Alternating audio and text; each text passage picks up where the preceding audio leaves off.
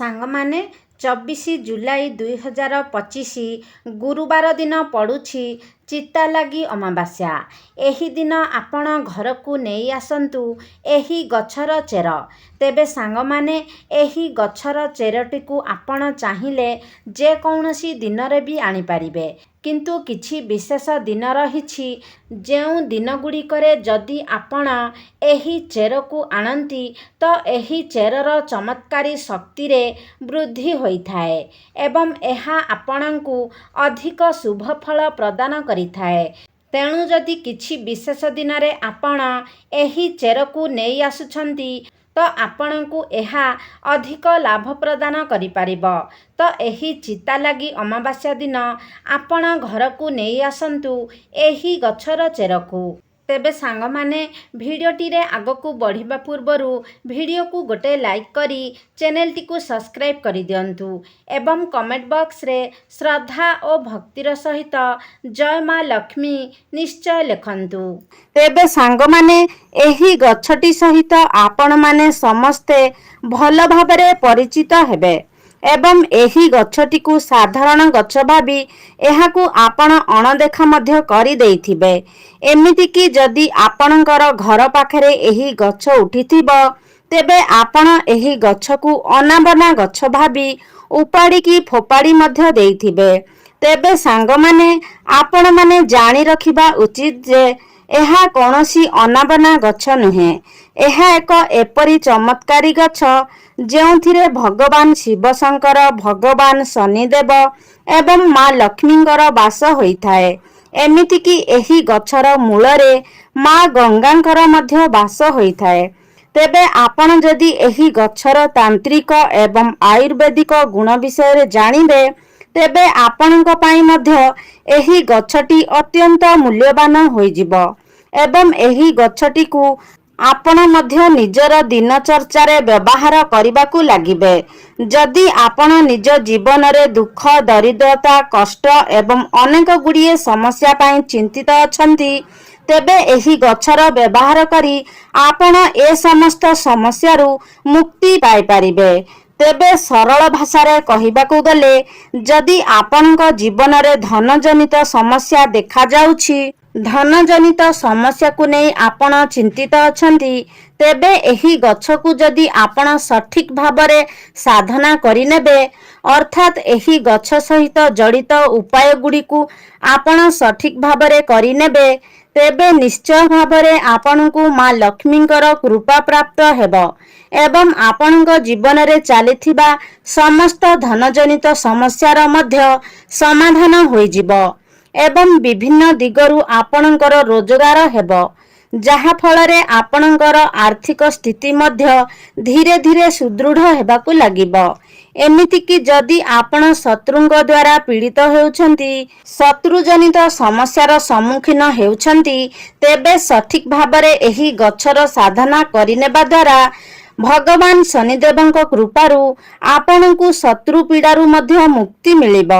ଏମିତିକି ଅନ୍ୟ କିଛି କାରଣ ପାଇଁ ଯଦି ଆପଣ ନିଜ ଜୀବନରେ ଚିନ୍ତିତ ଥିଲେ, ଆପଣଙ୍କର ଭାଗ୍ୟ ଆପଣଙ୍କର ସାଥ ଦେଉନଥିଲା ତେବେ ଆପଣଙ୍କୁ ସଠିକ ଭାବରେ ଏହି ଗଛଟିର ସାଧନା କରିବାକୁ ହେବ ଏବଂ ପ୍ରଭୁ ଭୋଳାଶଙ୍କରଙ୍କର ଆଶୀର୍ବାଦ ମଧ୍ୟ ପ୍ରାପ୍ତ କରିବାକୁ ହେବ ଏବଂ ଆପଣ ଯଦି ପ୍ରଭୁ ଭୋଳାଶଙ୍କରଙ୍କୁ ପ୍ରସନ୍ନ କରିନିଅନ୍ତି ତେବେ କାଳ ବି ଆପଣଙ୍କର କିଛି ଅସୁବିଧା କରିପାରିବ ନାହିଁ।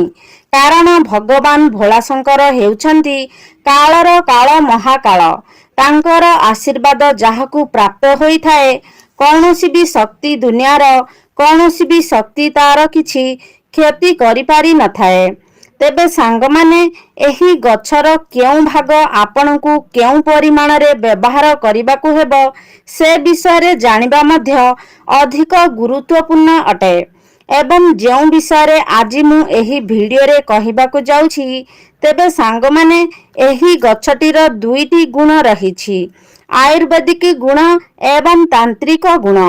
ଆୟୁର୍ବେଦିକ ଗୁଣ ଅର୍ଥାତ୍ ଆପଣ କୌଣସି ରୋଗକୁ ନେଇ ଚିନ୍ତିତ ଅଛନ୍ତି, କୌଣସି ରୋଗ ପିଛା ଆପଣ ଲକ୍ଷ ଲକ୍ଷ ଟଙ୍କା ଖର୍ଚ୍ଚ କରିଛନ୍ତି ତାପରେ ବି ଆପଣଙ୍କୁ କୌଣସି ଲାଭ ପ୍ରାପ୍ତ ହେଉନାହିଁ ତେବେ ଆପଣ ଏହି ଗଛଟିର ବ୍ୟବହାର ନିଶ୍ଚୟ ଭାବରେ କରିପାରିବେ।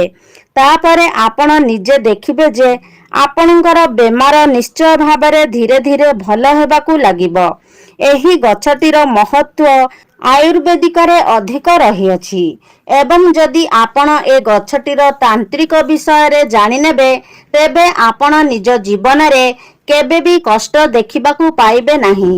ଧନର ସ୍ରୋତ ଆପଣଙ୍କ ପାଇଁ ବଢ଼ିବାକୁ ଲାଗିବ। ଧୀରେ ଧୀରେ ଆପଣଙ୍କ ଗୃହକୁ ଧନର ଆଗମନ ମଧ୍ୟ ବଢ଼ିବାକୁ ଲାଗିବ। ତେବେ ଏହି ଗଛଟିର ନାଁ ହେଉଛି ଅପମାର୍ଗ ଗଛ ଏବଂ ଏହି ଗଛଟି ସହିତ ଆପଣମାନେ ନିହାତି ଭାବରେ ପରିଚିତ ଥିବେ, କାରଣ ଆମ ଓଡ଼ିଶାରେ ଏହି ଗଛଟି ବହୁତ ଅଧିକ ପରିମାଣରେ ଦେଖିବାକୁ ମିଳିଥାଏ। ପ୍ରାୟତଃ ସବୁ ଜାଗାରେ ଏହି ଗଛଟି ରହିଥାଏ। ତେବେ ସାଙ୍ଗମାନେ, ଏବେ ଗଛଟିର ନାମ ଏଇଥିପାଇଁ ଅପମାର୍ଗ, କାରଣ ଅପମାର୍ଗର ଅର୍ଥ ହେଉଛି ଓଲଟା ଚାଲିବା ଏବଂ ଏହାର ମଞ୍ଜି ଗୁଡ଼ିକ ଗଛରେ ଓଲଟା ଭାବରେ ରହିଥାଏ। ତେବେ ଏହାର ଏହି ମଞ୍ଜି ଗୁଡ଼ିକ ଓଲଟା ରହିବା ହିଁ ଏହି ଗଛର ବିଶେଷତ୍ୱ ଅଟେ। ତେବେ ସାଙ୍ଗମାନେ, ଯଦି ଆପଣ ବାସ୍ତୁଶାସ୍ତ୍ରର ବନସ୍ପତି ଅଧ୍ୟୟନର ଅଧ୍ୟାୟ ନମ୍ବର 51କୁ ଯିବେ, ସେଠାରେ ଆପଣ ପରିଷ୍କାର ଭାବରେ ଦେଖିବାକୁ ପାଇବେ ଯେ ସାଧୁ ସନ୍ନ୍ୟାସୀ ମୁନି ଋଷିମାନେ ଏହି ଗଛର ବ୍ୟବହାର କିପରି କରୁଥିଲେ। ପୂର୍ବ କାଳରେ ଗଛକୁ ଧର୍ମଶାସ୍ତ୍ରରେ ଏକ ଶୁଭ ଗଛ ବୋଲି ମାନା ଯାଉଥିଲା। ଏହି ଗଛର ବ୍ୟବହାର କରି ଆପଣ ନିଜ ଶରୀରରେ ପୁଷ୍ଟିସାରର ସନ୍ତୁଳନକୁ ମଧ୍ୟ ରକ୍ଷା କରିପାରିବେ।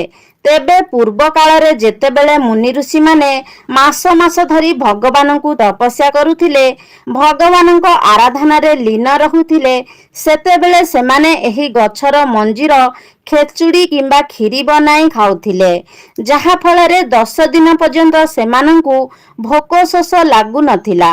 ସେଥିପାଇଁ ପୂର୍ବ କାଳରେ ମୁନି ଋଷିମାନେ ଏହି ଗଛକୁ ସର୍ବଦା ପାଖରେ ରଖୁଥିଲେ ଏବଂ ଏହାର ମଞ୍ଜିର ବ୍ୟବହାର ମଧ୍ୟ କରୁଥିଲେ। ଏହା ଏକ ଚମତ୍କାରୀ ଗଛ ଅଟେ, କାରଣ ଏହା ଉପରେ ଅମୃତର କିଛି ବୁନ୍ଦା ମଧ୍ୟ ପଡ଼ିଥିଲା। କାରଣ ଯେତେବେଳେ ସମୁଦ୍ରର ମନ୍ଥନ ହେଇଥିଲା ଏବଂ ଏହି ଅମୃତଟି ଧରାପୃଷ୍ଠକୁ ଆସିଥିଲା, ସେତେବେଳେ ଏହି ଅପମାର୍ଗ ଗଛଟି ଉପରେ କିଛି ବୁନ୍ଦା ଅମୃତ ପଡ଼ିଯାଇଥିଲା, ଯାହା ଫଳରେ କି ଏହାର ମୂଳରେ ମା ଗଙ୍ଗାଙ୍କର ବାସ ହୋଇଥାଏ। ତ ଯଦି ଆପଣଙ୍କ ଘର ଆଖପାଖରେ ପୁରୁଣା କାଳିଆ ଲୋକ କେହି ଥିବେ, ତେବେ ଆପଣ ସେମାନଙ୍କ ଠାରୁ ନିଶ୍ଚୟ ଏହି କଥା ବୁଝିପାରିବେ। ପ୍ରାଚୀନ କାଳରେ ଲୋକମାନେ ଏହାର ମୂଳର ବ୍ୟବହାର ନିଶ୍ଚୟ ଭାବରେ କରୁଥିଲେ। ସେମାନେ ଏହି ଗଛର ମୂଳରେ ଦାନ୍ତ ଘଷୁଥିଲେ। ଯଦି ଆପଣଙ୍କର ଦାନ୍ତରେ ଦରଜ ରହୁଛି, ଦାନ୍ତ ହଳଦିଆ ପଡ଼ିଯାଇଛି କିମ୍ବା ଦାନ୍ତରେ ବ୍ୟାକ୍ଟେରିଆ ଜମି ଯାଇଛନ୍ତି, ତେବେ ଏହି ସବୁ ସମସ୍ୟା ପାଇଁ ଏହି ଗଛଟି ଆପଣଙ୍କ ପାଇଁ ରାମବାଣ ପରି ହୋଇପାରେ। ତେବେ ଆସନ୍ତୁ ଆମେ ପ୍ରଥମେ ଏହି ଗଛର ଆୟୁର୍ବେଦିକ ଗୁଣ ବିଷୟରେ ଜାଣିନେବା। ତାପରେ ଆମେ ଏହି ଗଛର ତାନ୍ତ୍ରିକ ପ୍ରୟୋଗ ବିଷୟରେ ଜାଣିବା। ତେବେ ଏହାର ପ୍ରଥମ ଆୟୁର୍ବେଦିକ ଗୁଣ ହେଉଛି, ଯଦି ଆପଣ ଦାନ୍ତରେ କଷ୍ଟ ଅନୁଭବ କରୁଛନ୍ତି, ଦାନ୍ତ ମୂଳରେ ବ୍ୟାକ୍ଟେରିଆ ଜମି ଯାଇଛି, ଅନେକ ଔଷଧ ଖାଇଲା ପରେ ମଧ୍ୟ ଆପଣଙ୍କୁ କୌଣସି ଉପଶମ ମିଳୁନାହିଁ, ତେବେ ମାତ୍ର 15 ଦିନ ପର୍ଯ୍ୟନ୍ତ ଯଦି ଆପଣ ଏହି ଗଛର ମୂଳ କିମ୍ବା ଚେରରେ ଦାନ୍ତ ଘଷନ୍ତି, ତେବେ ଦେଖିବେ ଆପଣଙ୍କର ଦାନ୍ତଜନିତ ସମସ୍ୟା ତୁରନ୍ତ ଠିକ୍ ହୋଇଯିବ। ଏବଂ ଯଦି ଆପଣ ଆପଣଙ୍କର ମାଢ଼ିରେ କୌଣସି ପ୍ରକାରର ସମସ୍ୟାର ଅନୁଭବ କରୁଛନ୍ତି, ତେବେ ଲଗାତାର 1 ମାସ ପର୍ଯ୍ୟନ୍ତ ଏହାର ମୂଳରେ ଦାନ୍ତ ଘଷିବା ଦ୍ୱାରା ମାଢ଼ିଜନିତ ସମସ୍ୟା ମଧ୍ୟ ଦୂର ହୋଇଯିବ। ଯଦି ଆପଣଙ୍କର ଦାନ୍ତ ଗୁଡ଼ିକ ହଳଦିଆ ପଡ଼ିଯାଇଛି, ତେବେ ଏପରି ମାନାଯାଏ ଯେ ଅପମାର୍ଗ ଚେର କିମ୍ବା ମୂଳରେ ଦାନ୍ତ ଘଷିବା ଦ୍ୱାରା ଦାନ୍ତ ଗୁଡ଼ିକ ମୋତି ପରି ଚମକି ଉଠିଥାଏ। ସାଙ୍ଗମାନେ, ଆଜିକାଲି ଯୁଗରେ ଅନେକ ଲୋକଙ୍କର ଆଣ୍ଠୁଗଣ୍ଠି ଜନିତ ସମସ୍ୟା ଦେଖିବାକୁ ମିଳେ। ଅନେକ ଲୋକଙ୍କର ଆଣ୍ଠୁଗଣ୍ଠିରେ ଯନ୍ତ୍ରଣା ଅନୁଭବ ହେଉଛି ଏବଂ ଅନେକ ଔଷଧ ଏବଂ ତୈଳର ବ୍ୟବହାର ପରେ ମଧ୍ୟ ସେଥିରେ କୌଣସି ଉପଶମ ମିଳିପାରୁନାହିଁ। ତେବେ ଏଭଳି ପରିସ୍ଥିତିରେ ଏହି ଗଛର ପ୍ରୟୋଗ ହିଁ ଆପଣଙ୍କୁ ନିଶ୍ଚୟ ଭାବରେ ଉପଶମ ପ୍ରଦାନ କରିପାରିବ। ସେଥିପାଇଁ ଆପଣ ଅପମାର୍ଗ ଗଛର କିଛି ମୂଳ ନେଇ ଆସନ୍ତୁ ଏବଂ ଏହାକୁ ଖରାରେ ଭଲ ଭାବରେ ଶୁଖାଇ ଦିଅନ୍ତୁ। ତାପରେ ଭଲ ଭାବରେ ଶୁଖିଗଲେ ଆପଣ ସେହି ଚେରରେ ପାଉଡର ବନେଇ ନିଅନ୍ତୁ ଏବଂ ସୋରିଷ ତେଲରେ ସେ ପାଉଡରକୁ ଭଲ ଭାବରେ ଫୁଟାଇ ତାପରେ ସେହି ତେଲକୁ ଆପଣଙ୍କର ଯନ୍ତ୍ରଣା ହେଉଥିବା ସ୍ଥାନରେ ମାଲିସ କରନ୍ତୁ। ଏହି ପ୍ରୟୋଗଟି ଯଦି ଲଗାତାର 2 ମାସ ଆପଣ କରନ୍ତି ତେବେ ନିଶ୍ଚୟ ଭାବରେ ଆପଣଙ୍କୁ ଯନ୍ତ୍ରଣାରୁ ଉପଶମ ମିଳିବ। ସାଙ୍ଗମାନେ, ଆୟୁର୍ବେଦରେ ଏହି ଗଛଟିର ବହୁତ ଅଧିକ ମହତ୍ତ୍ୱ ରହିଅଛି। ତେବେ ଏହି ସବୁ ସମସ୍ୟା ଗୁଡ଼ିକ ପାଇଁ ଆପଣ ଏହି ଗଛଟିର ପ୍ରୟୋଗ ନିଶ୍ଚୟ ଭାବରେ କରନ୍ତୁ, କାରଣ ଏଥିପାଇଁ ଆପଣଙ୍କୁ ପଇସା ଖର୍ଚ୍ଚ କରିବାର କୌଣସି ଆବଶ୍ୟକତା ନାହିଁ। ମାତ୍ର କିଛି ଦିନ ସମୟ ଦେବାର ଅଛି। ତେବେ ଆପଣ ଲଗାତାର ଭାବରେ ଯଦି ଏହି ଗଛଟିର ପ୍ରୟୋଗ କରିନିଅନ୍ତି ତେବେ ନିଶ୍ଚୟ ଭାବରେ ଆପଣଙ୍କୁ ଆପଣଙ୍କର କଷ୍ଟରୁ ଉପଶମ ମିଳିବ। ତେବେ ଏବେ ଆସନ୍ତୁ ଜାଣିନେବା ଏହି ଗଛଟିର ତାନ୍ତ୍ରିକ ପ୍ରୟୋଗ ବିଷୟରେ। ସାଙ୍ଗମାନେ, ଆପଣମାନେ ଜାଣିଥିବେ ଏପରି ଅନେକ ବ୍ୟକ୍ତି ରହିଥାନ୍ତି ଯେଉଁମାନେ ସର୍ବଦା ସେମାନଙ୍କ ଶତ୍ରୁଙ୍କ ଦ୍ୱାରା ପୀଡ଼ିତ ହୋଇଥାନ୍ତି। ପ୍ରତ୍ୟେକ ଦିନ ସେମାନଙ୍କୁ ଶତ୍ରୁଙ୍କ ଦ୍ୱାରା କିଛି ନା କିଛି ଅସୁବିଧାର ସମ୍ମୁଖୀନ ହେବାକୁ ପଡ଼ିଥାଏ। ସେମାନଙ୍କର ଶତ୍ରୁମାନେ ସର୍ବଦା ସେମାନଙ୍କର କିଛି ନା କିଛି କ୍ଷତି କରିବା ପାଇଁ ଚାହିଁଥାନ୍ତି। ତେବେ ସେଥିପାଇଁ ଆପଣଙ୍କୁ ଶନିବାର ଦିନ ଏହି ପ୍ରୟୋଗଟି କରିବାର ଅଛି। ଶନିବାର ଦିନ ଆପଣ ଅପମାର୍ଗର ମଞ୍ଜି ଛିଡ଼ାଇ ଆଣନ୍ତୁ ଏବଂ ଏହାକୁ ଏକ ନାଲି କପଡ଼ାରେ ବାନ୍ଧି ଦିଅନ୍ତୁ। ତାପରେ ଆପଣ ଏହି କପଡ଼ାଟିକୁ ଧରି ଶନି ଠାକୁରଙ୍କର ମୂର୍ତ୍ତି କିମ୍ବା ଫଟୋର ପାଖରେ ବସନ୍ତୁ। ଆପଣ କେବେ ବି ଶନିଦେବଙ୍କର ସାମ୍ନାସାମ୍ନି ବସିବେ ନାହିଁ। ଡାହାଣ ପାଖରେ କିମ୍ବା ବାମ ପାଖରେ ବସିବେ। ତାପରେ ଆପଣ ଶନି ଚାଳିଶାର ପାଠ କରନ୍ତୁ। ତେବେ ଆପଣଙ୍କୁ 51 ଥର ଶନି ଚାଳିଶାର ପାଠ କରିବାର ଅଛି।